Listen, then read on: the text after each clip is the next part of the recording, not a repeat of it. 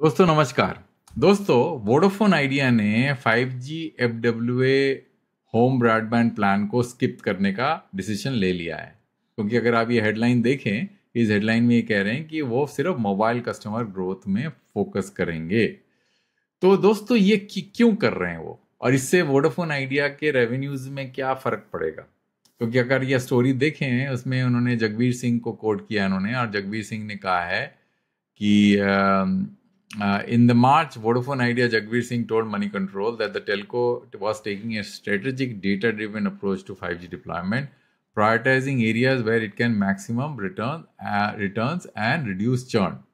उसमें ये भी लिख रहे हैं कि unlike our customer, we don't have a strong fixed line broadband presence. Since the companies like Airtel Jio have extensive fiber network, FWA complements their strategy. However, we are conducting trials and evaluating the business case for FWA, Singh said. तो अगर आप इसको देखें तो काफी लोगों को जो है आश्चर्य होगा, क्योंकि 5G FWA is the probably one of the killer application for 5G, क्योंकि 5G का वैसे तो मोबाइल स्मार्टफोन में कोई फायदा हो नहीं रहा है, तो लोग 5G FWA के ऊपर में फोकस कर रहे हैं, स्पेशली रिलायंस। अगर आप रिलायंस का नंबर देखेंगे, जुलाई के नंबर्स, वो है करीब 6.445 million of the total 8.4 million FWA, and Bharti का नंबर जो है वो करीब 2 मिलियन के आसपास है। तो क्यों ऐसा हो रहा है कि वोडाफोन आइडिया FWA नहीं करना चाहती? और क्वेश्चन ये है, इस वीडियो में हम इसका आकलन करेंगे कि इससे क्या फर्क पड़ेगा, उनके रेवेन्यू में फर्क पड़ेगा कि नहीं पड़ेगा, है ना। तो पहला तो इसका जवाब ढूंढते हैं कि वो FWA क्यों नहीं करना चाहती, इसमें क्या परेशानी है FWA में। क्या ये रीजन है कि उनके पास में फाइबर ऑप्टिकल केबल की कमी है, या उनके पास में फिक्स लाइन सब्सक्राइबर नहीं है और बाकी लोगों के पास है, तो बाकी लोग ये चीज कर रहे हैं? क्या यही रीजन है और कुछ और रीजन है? तो दोस्तों इसके लिए आपको मेरे वेबसाइट में जाना पड़ेगा, और ये जो फ्रीक्वेंसी लेआउट है 3500 मेगाहर्ट्ज बैंड, जिसके अंदर में लोग 5G कर रहे हैं, बिकॉज मेनली द 5G का जो कोर बैंड है वो है 3500। और ये देखिए, ये भारती जो 100 मेगाहर्ट्ज लेके बैठा है, और रिलायंस जो है यहाँ पे काफी सर्कल्स में 100 मेगाहर्ट्ज है, कई सर्कल्स में 130 मेगाहर्ट्ज लेके बैठा है, और वोडाफोन आइडिया कुछ ही सर्कल में 50 मेगाहर्ट्ज स्पेक्ट्रम लेके बैठे हैं। तो कहने का मतलब ये हुआ कि वोडाफोन आइडिया का 3500 के अंदर में सिर्फ 50% स्पेक्ट्रम है compare to Bharti, and Reliance Jio का कुछ सर्कल्स में तो 130 मेगाहर्ट्ज है, उससे तो कहीं कम है। तो जो मेन FWA का जो स्पेक्ट्रम है वोडाफोन के लिए, वो है आपका 3500। अब 50 मेगाहर्ट्ज स्पेक्ट्रम में उनको FWA करना है। क्या ये 50 मेगाहर्ट्ज स्पेक्ट्रम सफिशिएंट है FWA के लिए? यही क्वेश्चन है, इसी का जवाब चाहिए।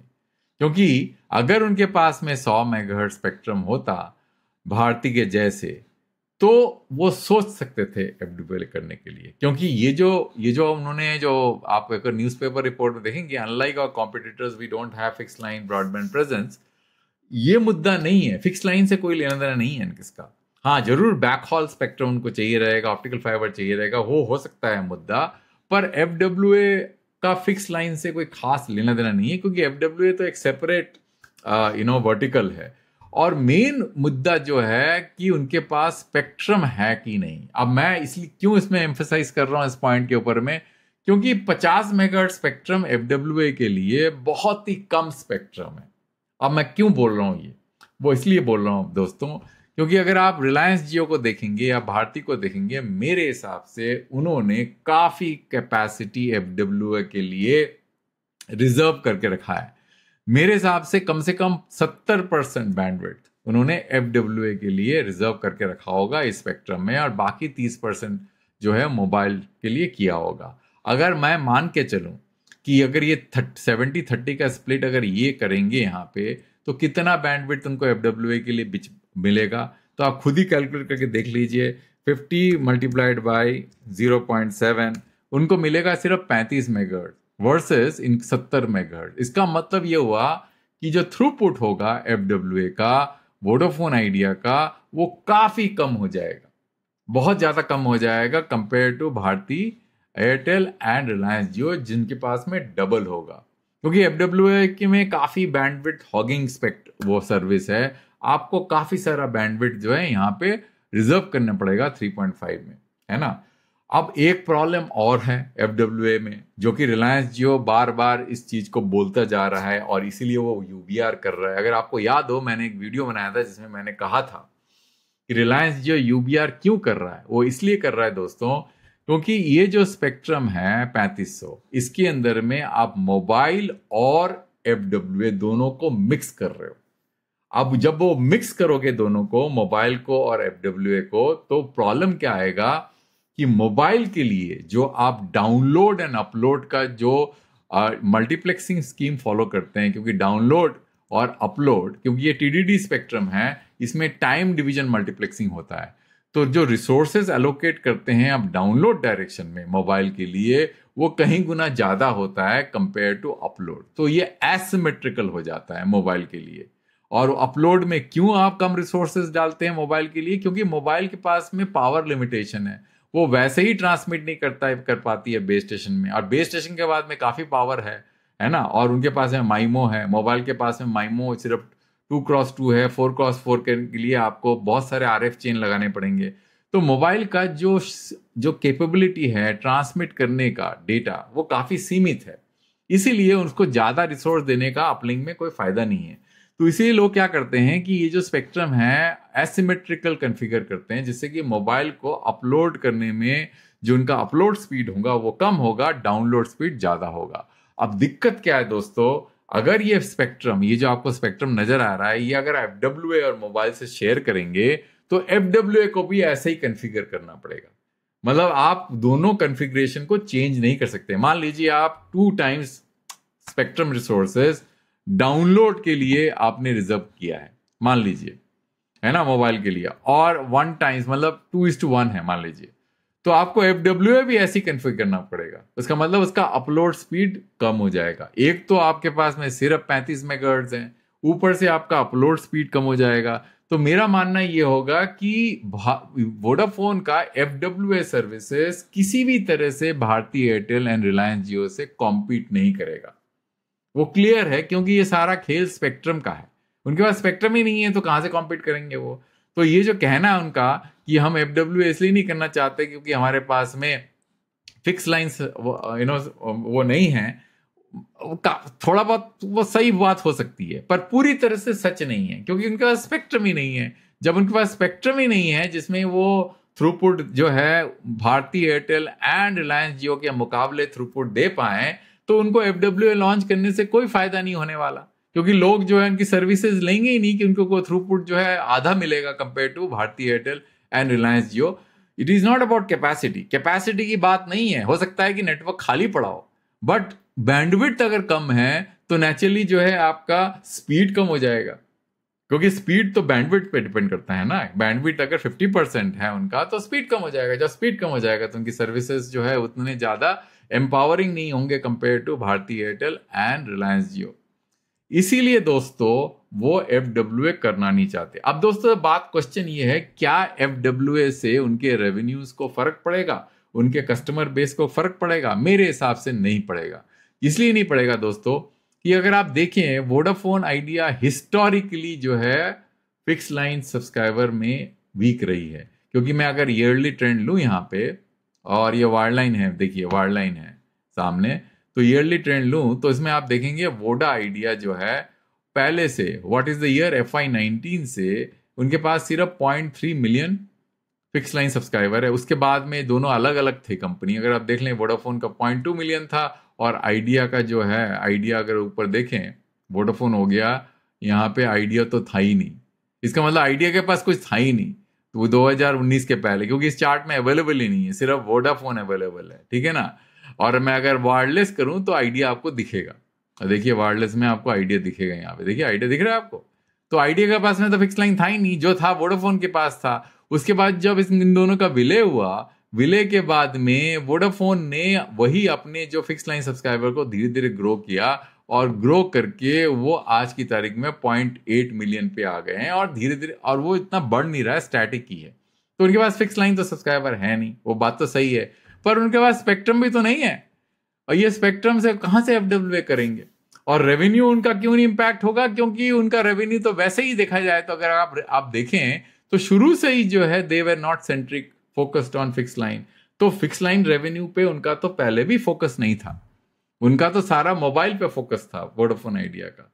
तो जब उनका फिक्स लाइन में फोकस नहीं था तो FWA तो एक सेपरेट रेवेन्यू स्ट्रीम है, वो तो ब्रॉडबैंड सेगमेंट सेपरेट है। तो देखा जाए तो हाँ, हो सकता है कि रिलायंस जियो एंड भारती एयरटेल ब्रॉडबैंड को वो करके ब्रॉडबैंड का जो उनका मार्केट है उसको बढ़ा के अपना रेवेन्यू थोड़ा बढ़ा लें। पर मेरा मानना ये है दोस्तों, ब्रॉडबैंड के अंदर में रेवेन्यू को एक्सपोनेंशियली बढ़ाना एक बहुत बड़ा चैलेंज है। क्यों? क्योंकि paying capacity of the users, आप कितना आज की तारीख में अगर आप देखें तो total broadband subscriber in our country अगर FWA को भी जोड़ दें तो 55 मिलियन से लेकर 60 मिलियन है। मेरे हिसाब से इस मार्केट का पोटेंशियल जो है वो 100 मिलियन से ज्यादा नहीं है, इससे ज्यादा नहीं होगा। अगर आप 100 मिलियन तक जाएंगे तो शायद आपको 600-700 रुपए आरपू नहीं मिलेगा, आपको आरपू को डिप्रेस करना पड़ेगा, है ना। और आपकी कैपेसिटी जो है नेटवर्क की 20 गुना होगी, बिकॉज एक FWA user in general is using how much 400 GB versus A mobile user who is using only 20 GB। तो 20 GB वर्सेस 400 GB आरपू आपको कितना मिला FWA में? अगर आप पूरा कैपेसिटी एनालिसिस करें तो FWA में मान लीजिए आपको 600 या 700 रुपए आरपू मिला। मोबाइल में एक पोस्टपेड सब्सक्राइबर आपको कितना देगा? 400 रुपए देगा। तो अगर आपको FWA में डबल भी आरपू मिलता है मोबाइल सब्सक्राइबर में, पर आपका जो है नेटवर्क पे लोड तो 400 वर्सेस 20 मतलब 20 गुना हो गया, 20 गुना ज्यादा है। तो इस तरह से FWA सब्सक्राइबर को एग्रीगेट करके रेवेन्यू बनाने का कोई औचित्य ही नहीं है, क्योंकि हमारी कंट्री जो है कोई डेवलप कंट्री तो है नहीं कि ब्रॉडबैंड में आपको $50 $100 का रेवेन्यू मिलेगा, बट डेटा तो वो उतना ही कंज्यूम करते हैं।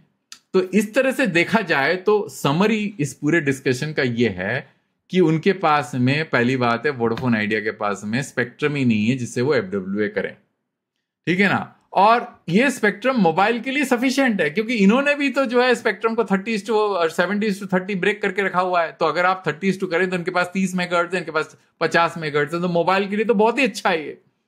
और वो FWA नहीं करेंगे तो अपना नेटवर्क को चोक भी नहीं करेंगे वो, क्योंकि FWA इज ए डेटा हॉगर और उतना रेवेन्यू तो देता ही नहीं आपको। एक अगर पोस्ट पेड यूजर 400 रुपए देता है तो FWA यूजर 800 रुपए देगा, पर डेटा कंजम्पशन 20 गुना करता है, समझ रहे हैं ना। तो मेरे हिसाब से वोडाफोन आइडिया को इस डायरेक्शन में सोचने की भी जरूरत नहीं है। तो they should not be apologetic also. मुझे ऐसा लग रहा है कि दे आर एपोलोजेटिक, कि जिस तरह से जगबीर कह रहा है कि हम तो ये नहीं करेंगे क्योंकि हमारे पास में नहीं है, तो उनको बोलना चाहिए तो बेकार स्ट्रेटेजी है, हम तो नहीं करना चाहते क्योंकि ये तो डेटा हॉगर, ये तो नहीं करेंगे क्योंकि हमारा नेटवर्क तो बिल्कुल वो हो जाएगा, लोड हो जाएगा अननेसेसरी, और हमको रेवेन्यू भी नहीं मिलेगा। समझ रहे हैं ना आप। तो दोस्तों ये है कहानी। तो मेरे हिसाब से FWA करना ना करना वो डिपेंड करता है कि आपके पास कैपेसिटी है क्या, आपके पास आपका नेटवर्क जो है कितना लोडेड है, क्या आपको 5G कस्टमर्स को जो कि मोबाइल कस्टमर है उनको एडिक्वेट कैपेसिटी दे पा रहे हो कि नहीं दे पा रहे हो। FWA is a luxury. जिस तरह से हमारे पास स्पेक्ट्रम की कमी है और जो रिलायंस UBR की तरफ भाग रहा है, मतलब सोचने वाली बात है। It's basically a matter of actually it's a matter of great irony that an operator जो कि लाइसेंस स्पेक्ट्रम को वैल्यू करके लाइसेंस स्पेक्ट्रम के ऊपर में सर्विसेज लॉन्च करना चाहिए उनको, वो छोड़ के वो अब अनलाइसेंस स्पेक्ट्रम की तरफ भाग रहा है। इससे हमको पता चलता है कि हमारे जो स्पेक्ट्रम स्ट्रेटेजी कितनी ब्रोकन है, गवर्नमेंट की स्पेक्ट्रम पॉलिसी कितनी ब्रोकन है, जो कि ऑपरेटर लाइसेंस स्पेक्ट्रम को छोड़ के अनलाइसेंस स्पेक्ट्रम में सर्विसेज डिप्लॉय कर रहा है। तो पता चलना चाहिए कि कितना खराब स्पेक्ट्रम स्ट्रेटेजी है। और मेरे को याद है एक कॉल में रिलायंस जियो ने ये कहा था कि स्पेक्ट्रम कंस्ट्रेन है हमारे पास 3.5 गीगाहर्ट्ज बैंड में, इसीलिए हम UBR कर रहे हैं क्योंकि हमको वहां सिमेट्रिकल बैंडविड्थ मिलेगा, यहाँ पे हमको एसिमेट्रिकल बैंडविड्थ मिलेगा और हमको 1 Gbps पर सब्सक्राइबर चाहिए। यहाँ पे एसिमेट्रिकल है ये। Upload and download speeds are different because of the mobile has to be integrated with this spectrum. आप समझ गए ना कि क्या कहानी है FW की। डिटेल में कभी और बताऊंगा मैंने इसलिए सोचा कि ये व्यू न्यूज देखा मैंने सोचा बता दूं आपको घबराने की जरूरत नहीं है। And Vodafone Idea need not be apologetic. Because FWA मेरे हिसाब से FWA UBR में अगर आप FWA करें तो आपको इतना कंजेशन होगा अर्बन एरिया में कि वो सर्विस क्वालिटी खराब हो जाएगी। इंडिया को ऑप्टिकल फाइबर परस्यू करना चाहिए, क्योंकि optical fibre is a long term strategy of reliable broadband. ये जो आपका जो स्पेक्ट्रम स्ट्रैटेजी है, इतना महंगा स्पेक्ट्रम लिया, इतना कम स्पेक्ट्रम लिया, इससे वायरलेस ब्रॉडबैंड जो है आप रिलायबल दे नहीं पाएंगे। इसलिए गोपाल बिट्टल ने भी अगर देखें तो वो UBR कह रहे हैं, पर कह रहे हैं रूरल में करूंगा, अर्बन में नहीं करूंगा। और FWA में भी उनका स्ट्रैटेजी बहुत स्लो है अगर आप देखें। और गोपाल हमेशा फाइबर को जो है प्रायोरिटी देता है, वो कहता है FWA is a stand by strategy. तो मेरे हिसाब से कोई मतलब नहीं है, इससे कुछ घबराने की जरूरत नहीं है मेरे दर्शकों को। और अगर आपको कोई क्वेश्चन पूछना है तो आप कमेंट सेक्शन में पूछ सकते हैं। और अंत तक देखने के लिए बहुत बहुत धन्यवाद। I will come back with a new video on a new topic next time.